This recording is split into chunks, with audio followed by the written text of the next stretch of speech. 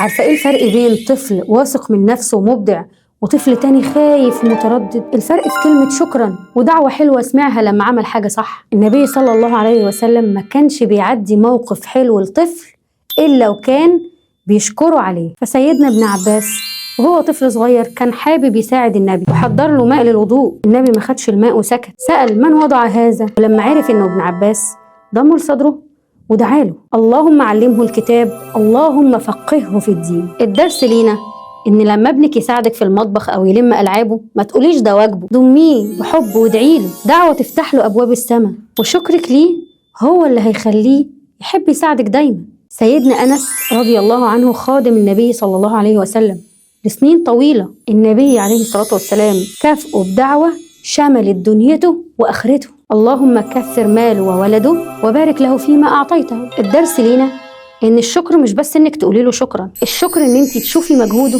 وتقدريه. لما تشكري ابنك على امانته او صدقه او حتى محاولاته، انت بتزرعي فيه قيمه هتفضل معاه طول عمره. وزي ما النبي دعا لانس بالبركه، شكرك لابنك هيطرح البركه في شخصيته. الاطفال بيزهروا بالتقدير وبينطفوا من الاهمال والانتقاد. القاعده النبويه بتقول لما يشوف منك تقدير هيطلع احسن معك. دلوقتي شوفي حاجة واحدة بسيطة ابنك عملها النهاردة وقومي اشكريه عليها وادعي له وخديه في حضن، واكتبي لي في التعليقات ايه الدعوة اللي نفسك ابنك يحققها لما يكبر. وشيري الفيديو ده لكل علشان نبطل نركز على الغلط ونبدأ نبني بالحب والشكر.